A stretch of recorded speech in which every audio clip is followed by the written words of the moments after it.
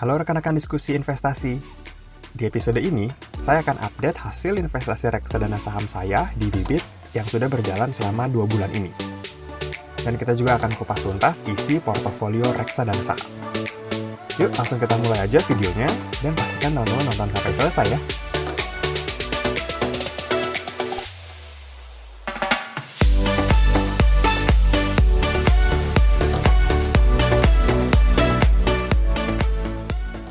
Saya mau update nih ke teman-teman semua tentang progres nabung reksadana saham yang sudah saya lakukan 2 bulan ini. Untuk tahu lebih jelas tentang proses nabung reksadana ini, teman-teman bisa lihat di video episode 10 ya. Karena di episode 10 saya menjelaskan secara lebih lengkap dan terperinci. Atau teman-teman juga bisa langsung klik link di atas. Secara singkat, saat ini saya sedang mencontohkan salah satu metode investasi reksadana saham. Pergerakan untung atau ruginya akan selalu saya update ke teman-teman semua. Semoga ini bisa jadi tambahan referensi, dan yang paling penting teman-teman bisa lihat contoh orang yang benar-benar praktek investasi dengan modal kecil di reksadana saham. Karena saya yakin investasi itu tidak harus dengan modal yang besar, bahkan dengan modal yang kecil pun kita bisa dapat keuntungan yang besar. Tapi kira-kira dengan modal 10 atau 20 ribu, bisa bertumbuh jadi berapa banyak ya? Untuk metodenya, saya menggunakan metode DCA, DCA, atau Dollar Cost Averaging. Pembelian reksadananya saya lakukan per minggu, atau beli 4 kali dalam sebulan. Budget saya untuk nabung reksadana ini adalah 20.000 per hari, atau 140.000 per minggu. Singkatnya kurang lebih sih begitu ya. Jadi nabung reksadana ini saya lakukan sebagai rem, atau pengingat saat saya mau pakai uang untuk hal-hal yang sebenarnya nggak terlalu penting. Ya intinya sih uang-uang kecil yang kita pakai secara nggak sadar tuh kalau dikumpulin uangnya bisa jadi banyak. Bisa berkembang, dan pastinya lebih bermanfaat. Mudah-mudahan sih bisa jadi harta karun suatu saat nanti. Saya mulai nabung reksadana ini di bulan Mei 2020. Update hasil nabung reksadana bulan lalu bisa teman-teman lihat juga di episode 10. Saat itu unggul BNI IDX 30 dengan profit 3,52%, atau Rp19.727. Sedangkan Manulife Dana Saham sedikit di bawahnya dengan profit 2,82% atau Rp15.804. Lalu saya terus melakukan pembelian lagi di bulan Juni 2020 atau bulan kedua ya. Saya nabung di 2 produk reksadana saham yang sama kayak bulan lalu, yaitu BNI IDX 30 dan Manulife Dana Saham. Tanggal pembeliannya pun sama, di tanggal 7, 14, 21, dan 28 sebanyak 140.000 per produk. Ini teman-teman bisa lihat, ini bukti pembelian kedua reksadana itu di tanggal 7, ini di tanggal 14, ini di tanggal 21, dan ini di tanggal 28. Nah, setelah 2 bulan berjalan, ternyata saat ini lebih unggul Manulife Dana Saham dengan profit 5,38%. Atau Rp60.266. Berhasil nyalip BNI IDX 30 yang profitnya 4,32% atau Rp48.400. Beda tipis ya. Tapi secara overall, sebenarnya kinerja kedua reksadana ini masih cukup bagus di bulan Juni 2020. Terlihat masih bergerak naik dibanding bulan lalu. Jadi kesimpulannya, di bulan pertama, bulan Mei unggul BNI IDX 30, tapi di bulan kedua, bulan Juni, unggul Manulife Dana Saham. Wah, keren juga ya. 2 bulan nabung, sudah ada yang profit hampir 6%. Lumayan banget kan? Tapi teman-teman tahu gak sih, kenapa pergerakan kedua reksadana saham ini bisa berbeda?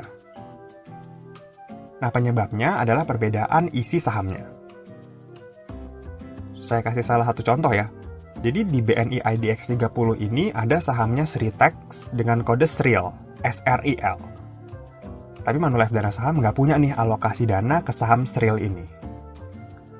Begitupun sebaliknya, ada saham yang dimiliki oleh Manulife Dana Saham, tapi tidak dimiliki oleh BNI IDX 30. Contohnya saham MNC Media dengan kode MNCN. Nah, BNI IDX 30 nih nggak punya nih saham MNCN ini. Karena isi saham dan alokasi dananya berbeda, maka pergerakannya secara keseluruhan pun akan berbeda.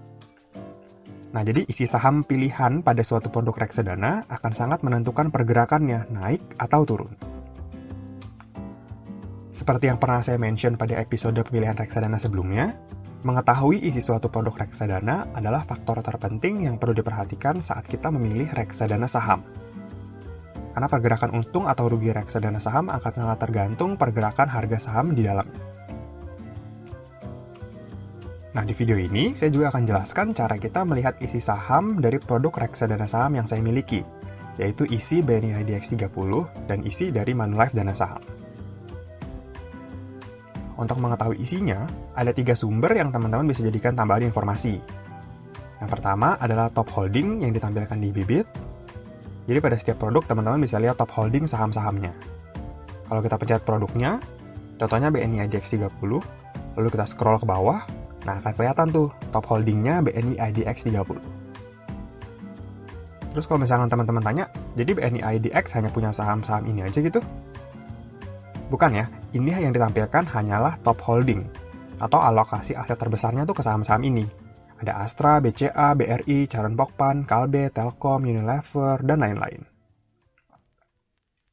Lalu kalau kita lihat top holdingnya Manulife Dana Saham, kita bisa langsung ya, klik Manulife Dana Saham, scroll ke bawah.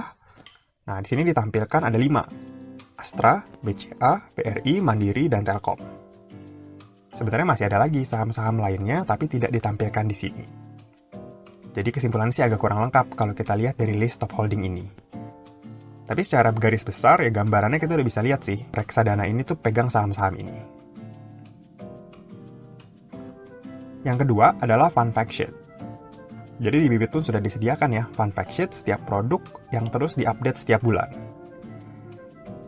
Kita coba lihat punyanya BNI IDX 30. Teman-teman scroll ke bawah lagi, bisa pencet fun fact sheet di sini, lalu akan kelihatan fun fact sheet dari yang paling baru, paling atas, sampai yang dulu-dulu udah lama bisa kita lihat juga. Seperti yang kita tahu, fun fact sheet ini isinya rangkuman informasi tentang suatu produk reksadana. Kita coba lihat ya, yang paling baru punyanya BNI IDX 30. Nah, di sini terlihat kurang lebih sama ya, kayak list top holding, ada Astra, BCA, BNI, Indofood, United Tractor, dan seterusnya. Tapi di sini pun masih belum semuanya ditampilkan. Nah, sekarang kita coba lihat fun fact sheet-nya Manulife Dana Saham. Kita pilih Manulife Dana Saham, lalu scroll ke bawah, klik fun fact sheet, lalu pilih mau lihat yang bulan mana. Nah, ini saya pilih yang terbaru ya, Mei 2020. Di sini juga masih kurang lengkap, yang ditampilkan sama persis seperti list top holding yang tadi kita lihat. Ada Astra, BCA, Mandiri, BRI, dan Telkom. Tapi di fun fact sheet Manulife Dana Saham ini ada alokasi sektoral berbentuk diagram yang bisa membantu. Jadi Manulife Dana Saham ini alokasi ke sektor keuangan atau finance 30,91%, sektor telekomunikasi 17,79%, sektor consumer 11,89%, dan di sektor lainnya ada 39,4%. Ini bisa jadi sektor konstruksi, sektor properti, sektor pertambangan, dan masih banyak lagi. Yang ketiga, teman-teman bisa lihat datanya dari prospektus.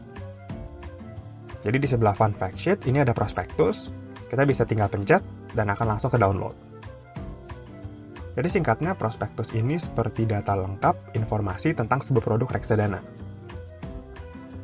Ini adalah contoh prospektus BNI IDX 30. Ini sih tebal banget kalau dilihatin satu-satu. Jadi untuk lihat isi sahamnya, teman-teman bisa langsung aja loncat ke halaman 68 bagian portofolio investasi. Nah, di sini informasinya lengkap banget nih. Ada saham yang dimiliki, ada jumlah lembar saham, dan ada nominal uang yang diinvestasikan.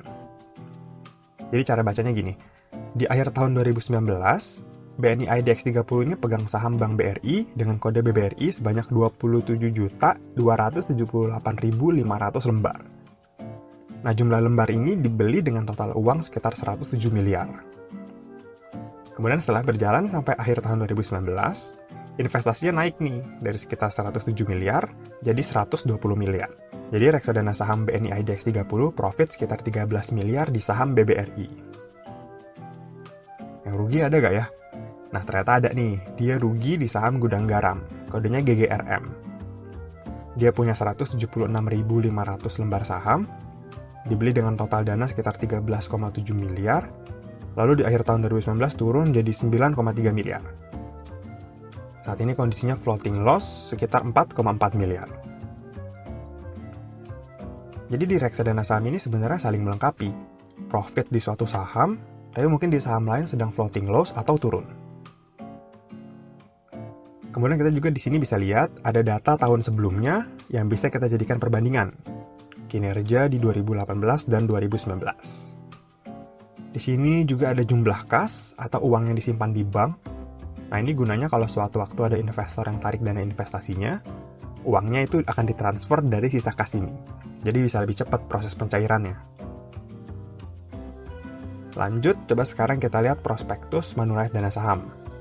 Tempat downloadnya sama, bisa dari Bibit. Tinggal pilih Manulife Dana Saham, lalu scroll ke bawah. Kita klik prospektus, lalu akan langsung kebuka.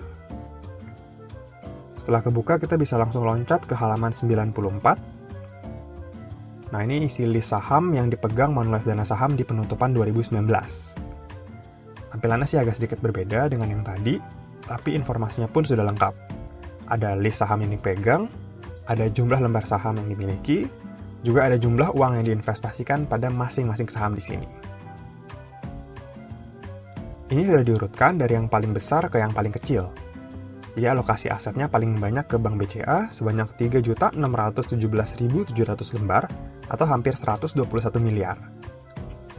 Sedangkan paling sedikit di saham Total Bangun Persada 4.100.600 lembar atau sekitar 1,7 miliar. Lalu teman-teman bisa lihat juga Manulife Dana Saham ini ada melakukan investasi ke deposito berjangka sebanyak 142 miliar di Bank BTN dan CIMB Niaga. Kalau tadi kita lihat di prospektus BNI ID X30, nggak ada tuh alokasi ke deposito. Karena kalau di Manulife Dana Saham ini, sebagian dananya ada di deposito. Menurut saya, dana di deposito ini tujuannya untuk tambahan modal. Jadi ketika ada saham-saham lain yang dirasa bagus dan layak investasi, saham-saham itu akan dibeli menggunakan dana yang ada di deposito ini. Jadi seperti dana cadangan gitu. Atau bisa juga dana ini dipakai buat tambah modal ke saham-saham yang sudah dimiliki saat ini. Lalu ada kas yang standby di bank sekitar 1,1 miliar. Fungsinya sama ya, kayak yang tadi. Jadi kalau sewaktu-waktu ada investor yang mau tarik dana, dananya selalu tersedia di sini, sehingga pencairan akan lebih cepat. Tinggal ditransfer. Prospektus ini memang menampilkan data yang sangat lengkap. Tapi kekurangannya adalah ini itu diupdate setahun sekali di penutupan akhir tahun. Jadi nanti kita akan dapat lagi prospektus untuk akhir tahun 2020.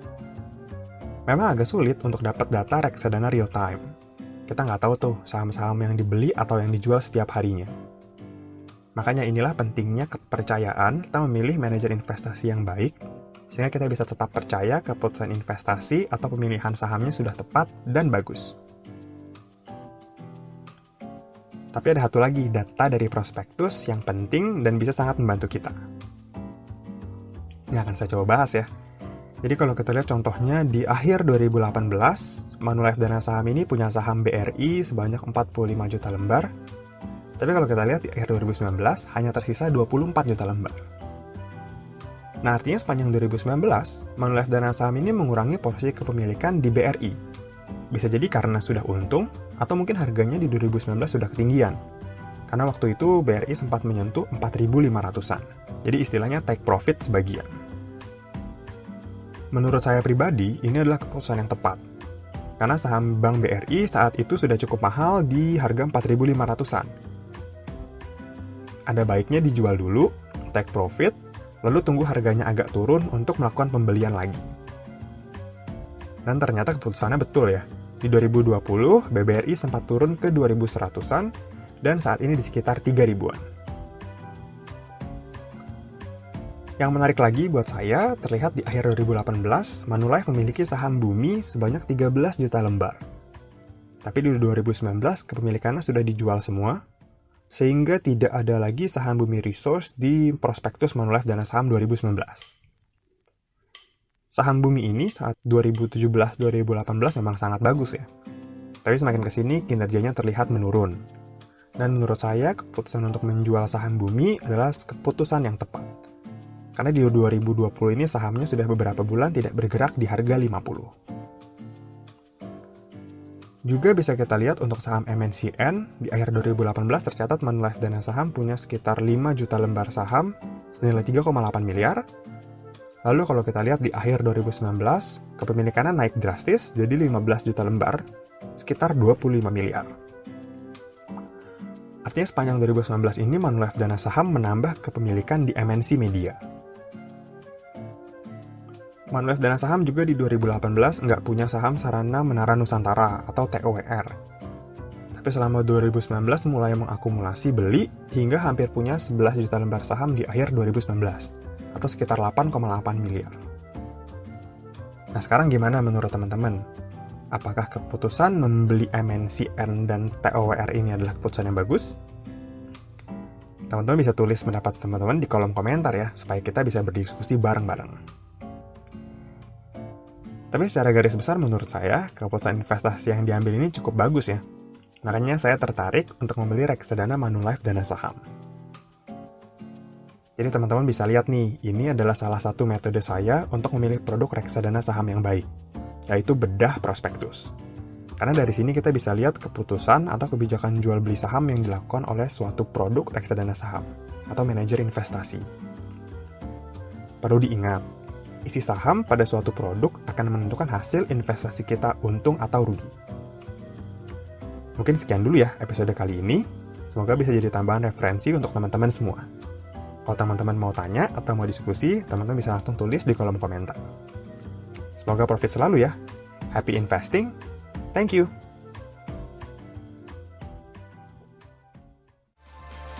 Sekian dulu ya video kali ini. Jangan lupa like, comment, subscribe, dan share video ini supaya bermanfaat bagi orang lain. Thanks for watching and see you on the next video.